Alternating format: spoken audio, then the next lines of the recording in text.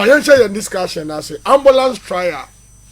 We're going to analyze the implications of AG's leak tape with regards to Omakasa Code of Conduct. So, Ivan Yanko. Yeah, Alaska, I think for the past 1 week in here, idea back circulating within the media space has to do with this ongoing trial Koso. And now things are a normal trial because I started actually almost at around 2022. That's right. And Unyante Kasabia Bahon Koso, whatever that is happening, no, a Koso court. Media no attention or crowd and shada and yeah because Medabia Mekasa, I believe say the mind to me shall you should recognize this as a privilege. That's right. Not because I wouldn't answer and I won't honor your fair and as I wouldn't be a change be a quenya na wenya and this how you might na shawonsa. Until you must do things right. Sabaya won't taking advantage of the fact that yana yabayaba, mena yama to me, and you know you can do whatever that you want to do. You should know, say a day will come, a day of reckoning will definitely catch up with you. That's right. So me upon that particular conviction, so obi or past government, you know, previous government or whatever, nasa or ya dear nasa echo at the bonnet, we have every right to go after those people. Right. You understand? So it is at the back of that conviction, and let me freeze whatever that was going on in the court, you know. Among forward diverse your friends say impression kind of way about it. Some who think they're political witch hunting, but whichever way you want it. Once the AG has been able to cite say something has actually occasioned, and at the back of that, you know, or prosecuting the panel. Alaska, you may not have enough to say. As I'm more court, I see and come myself. That's right. Into your dinner court. But your baby drew point, baby. Now, some are in the court, you know, expected out of control to a pointer. Yati the Attorney General, I only the Chief Prosecutor, I want my Alaska, I go beyond what the law defines. Say, we a lawyer, not we a prosecutor, what you can do. To go to the extent of reaching out to Obia or accused person in an ongoing trial. That's right. I was saying, or no one can say, a defendant on one parent. Now, what try say, what temper that particular witness now. Alaska, at that point, you know. You what devil into the realm of criminality? Again, what devil into the realm of you are engaging in criminal activities. Right. At that point, you know, Alaska, you are on a fishing expedition on the desert. Okay. You are no longer operating within the legal your friend saying space or the framework as a would hear Juma. Right. And more or less you become like a mafia boss. Trying to the offense saying who pushing all the boundaries just to ensure say the audience see when this you know a bebaso. And tape na babontin no so wutie mu nsem na wutie de ekeka kwa sometimes it's shocking. Clearly it gives you a certain idea say case na Attorney General na file or prosecute no kra he himself doesn't even understand a case na nkasa. So he was relying on the your friend saying nipa na prosecute no to seek further explanation to some of the issues now a conflict in the mind because he made an aversion or he made it clear say case now prosecutor no a pressure that is being placed on him by the president and the finance minister. Hey. So we live in a country where you call for accountability or before my sika but at this point you know it is no longer about any panel committee and some committee yet but when president and finance minister say no. Yes, and as an Attorney General, no, you are willing to put your credibility, your profession on the line, and push yourself into the gutters and engage in criminal maneuverings in order to ensure, say, that holy task now the amount, whichever way possible, no, to make sure. Alaska.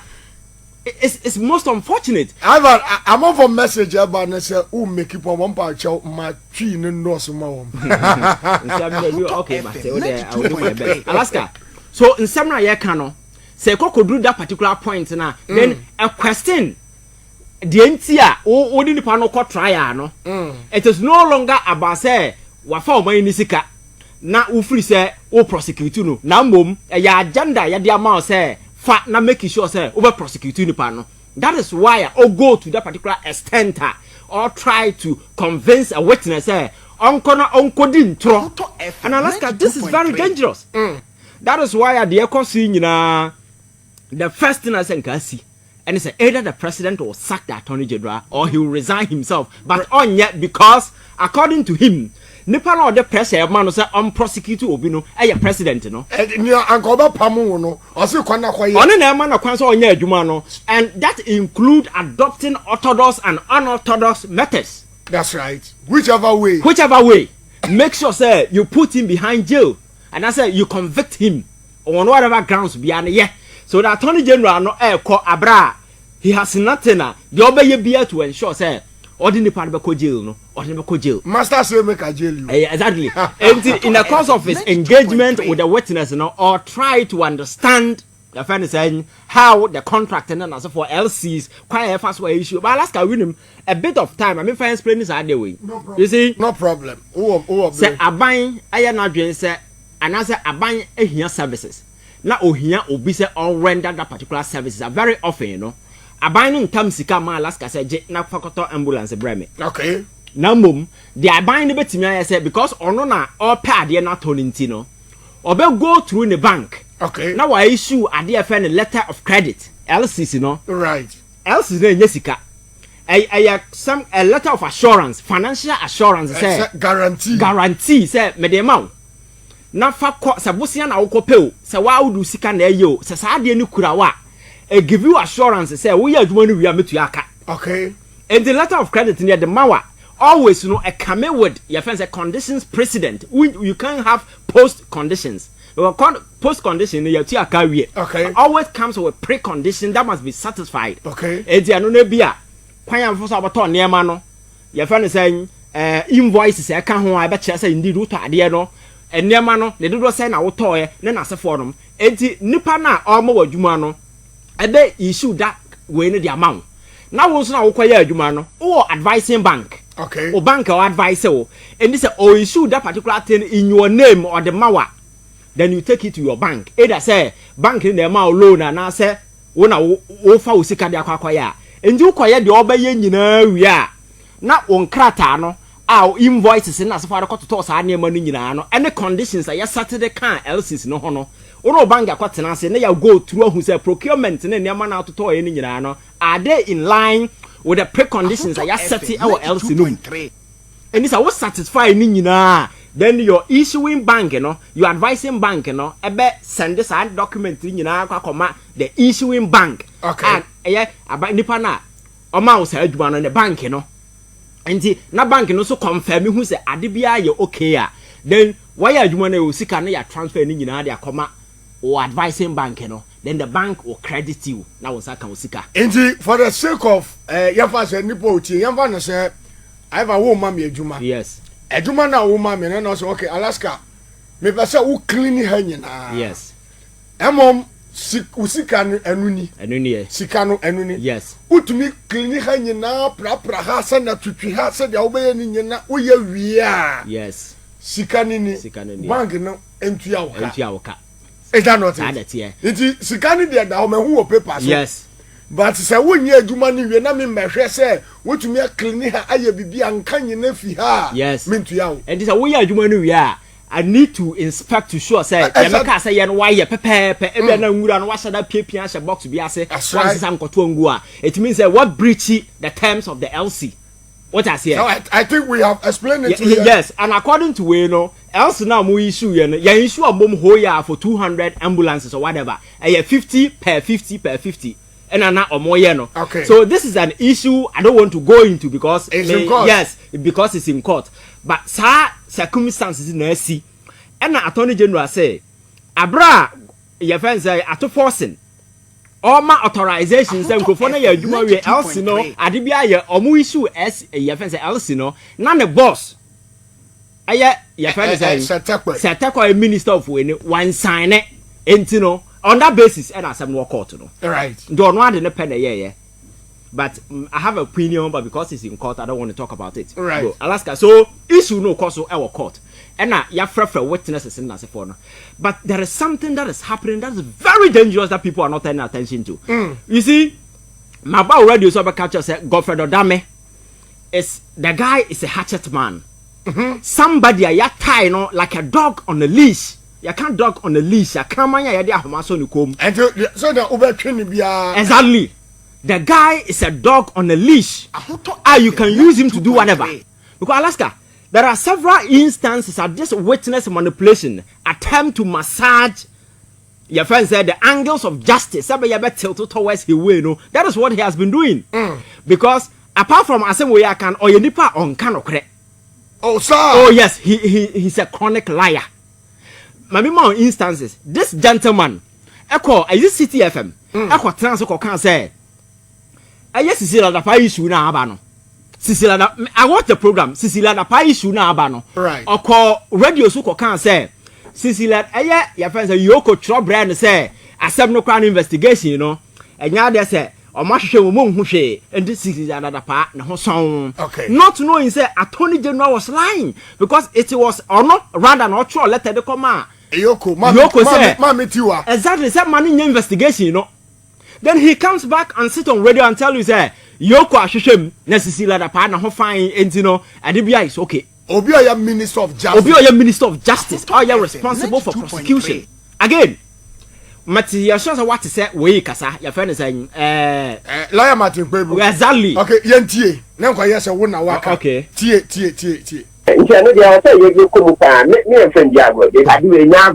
not the first time. I was at any general. Sana Sicila that passing by 4th May or Cotina Joy FM news file. Dia trust. Oh, Mamiti was the down kwa investigation. Fiko when who she Nketia Sicila that pa. Abra no attorney general sama ne subordinate conform you amuyejuma every Kilson. Actual letter come out you I say, oh, investigation no bet me assassin. So who here? Obi a o say, why ye wa should be dear comprehensive fiko we who she. Meanwhile, before our Becca to win 3 days or so before no, what your letter say, oh, who bet me assassin to die. Obi a o say unko assassin so die no. That then okay investigation to be. To the atro, sounds na me Kyei, ACP Benjamin, Dr. Agojo. Kyei I do call court. Attorney General capture me, Pefe say, hey, Agojo, no one near Sendia, no so me do not count the case. Hey, what me say will be a brabosa? Or say, I just added him. That is what Naka said, my do. Yes, of course. Oh, so we my casa with Janet Chinese with a modern tool. So when he and Wuchi, or so on come so in fair no right. When I walk on, right. So Mekacho said the guy is a dog on a leash. You need to understand. Medo can home asemna aye hu. And it's issue na air kosono. Aye ato force in issue here kosi. Or the nipa bi ma kan ho a. Because yesterday Japano actual letter. Ne lawyers akwa koma court no say nsam na aye koso aye di no yemontungu. Because attorney general catch us on crowd on kan ho. And you see, and on series of occasions, your catcher and say, and nunti, nipa ba kono account, I third accused person. Yeah, that's charge you know. That's not free because he do so on count. And I want to win super count or catcher we say. At some point in the Japan catcher and say, and yamen soon you me free me or say, Debbie. Baby, I bedroom you free me 10 times. On back I say, at to forcing, I ever say, ye jelly into the account. And the winning danger mark on about one back aside. Okay, say on cahono. And now, of filing for your friend said no case. Okay. Japan file for no case. And Attorney General a true counterway and a court regitum and a sender before. It's all in terms say you know. Okay. Because what's a menkaho? Menkaho why you back on a free man. Means you mean film. What's when you mean film? Okay, fine, my man casa may file for no case. Now what the counter proposal about? Now court to Jody and it means that you have intention against me. And no more relationship, let's say, and I boom no. Just about when you exactly. Alaska, this is a criminal justice system. Now you can't want them. Over the years, my culture say your judiciary, no, is sitting on a powder keg. Oh, amount for any trust and confidence. Because you see, you must be a fool to live in a country and think that we have robust, your friends, a judicial system. Because as somebody did the ruling Babon say no. That is not what holds society together. What holds society together is the belief the public have in that judiciary. Exactly. So you must be a fool to think that judiciary not the ruling banty. No. When the ruling comes and the people accept it, that is when you say you have a judicial system. It must defy logic. Yes. Because whenever the people revolt against whatever is coming from the court now, because the whole essence of the judicial system is to hold society together. Sabaya society and break it into fragments. Sabaya law and order will prevail. But if anything will happen, I am public no ebenya doubt on whatever the justice system no then it means be creating insecurity, and that is the path we have assumed. Ordinary person or chain, any people who have been prosecuted like Ato Asiedu or Okakwata prisoning. And several other people, no. If this is a criminal conduct, the Attorney General of the state, carrying the whole in recent times, Alaska, a diabene sin who can say in the past, Nipana audio Mokotomuno, one temper, now one threatening your more. Very well. Because this is a guy at some point in time on the tape was threatening the guy and he says, I will cooperate with media. I'll make sure say you are free. So what it means is that if you don't cooperate, you go to jail. If you cooperate with me, I'll make sure say you are free. So indirectly, no. Yes.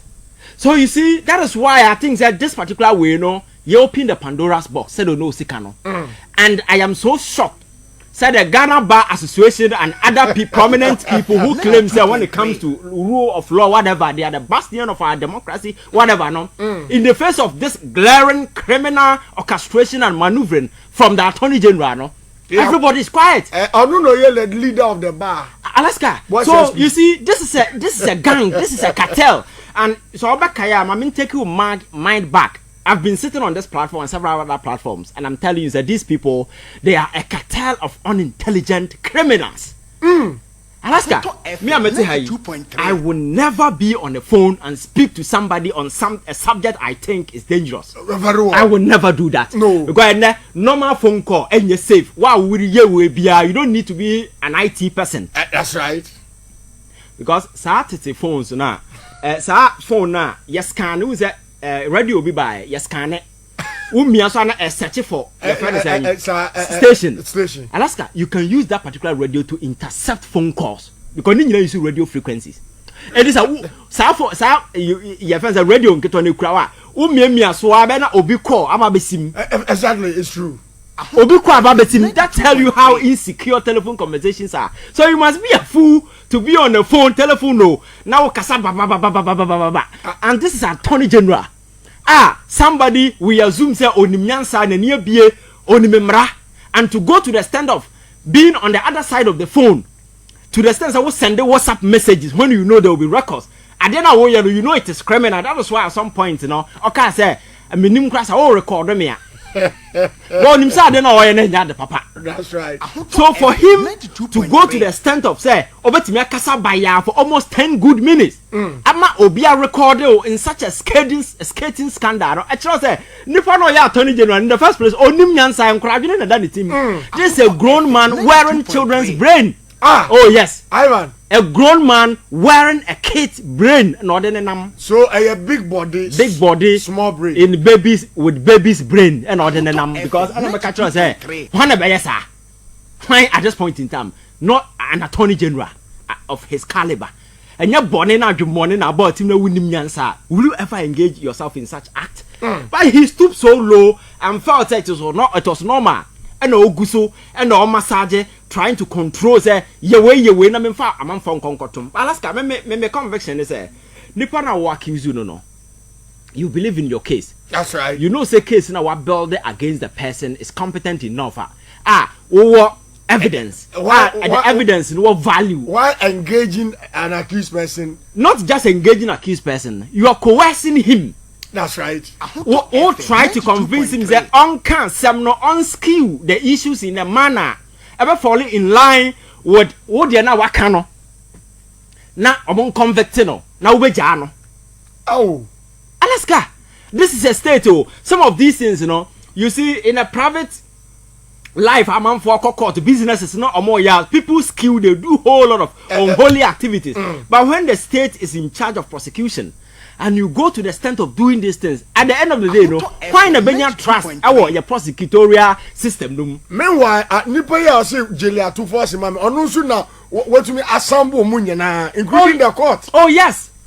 Because he's the head. So do as I say. He's the head of the bar. And Alaska, you see, the wire no stand to the forefront of your court system nankasa because you cannot tell me say the attorney general need a bit of influence over the chief justice.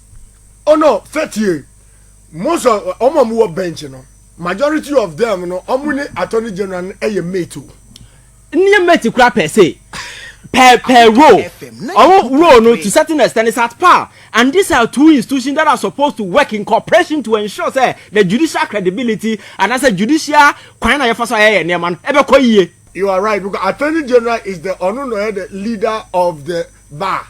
And the chief justice here the leader of the bench. Alaska. So always that cooperation will exist. So if one has exhibited such criminal lifestyle, criminal activities the probability of honor or impressive na say otimi witness unholy only control otimi engage to do these things what about people obetimi ne omo atena se di nkobo yeah obisi say ukoba na obenum say utena bench so Alaska so nsam na ye kan say no oman no ba bi ye duru no governance ne yete hona say idea for the credibility it has been idea for the morals principles no yasesa ni nyina aguadem ya to agu ho aman kraman tietia so because principles values whatever has been trashed and for so be and so and people are ye de omo yankasa na yakofa omo ba hoping say they will come and serve our interest no Alaska today they are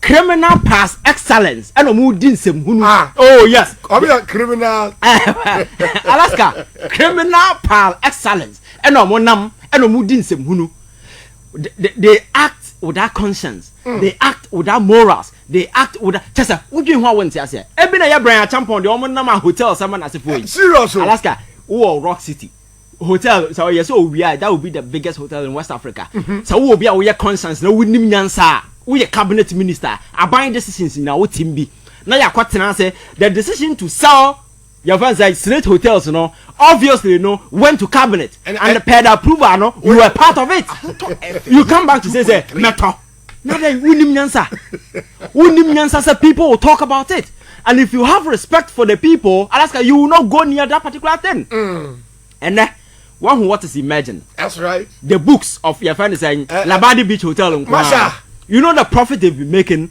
but these people cooked the deal together, told us, these hotels are not performing. So the people we are dealing with in Alaska, they are people, they have no morals, they have no conscience, all that they care for, you make it sika. Now you make sure the nipple best standing your way biano, young fan go to jail, and I am prosecuting young sen because we have power today and they think they'll be in power forever. They be because we independent with Nyansa. We they just have Rollins in mind. That's right. Somebody who ruled this country for about 19 to 21 years. 19 years. And now Shafamu Shana Wuno.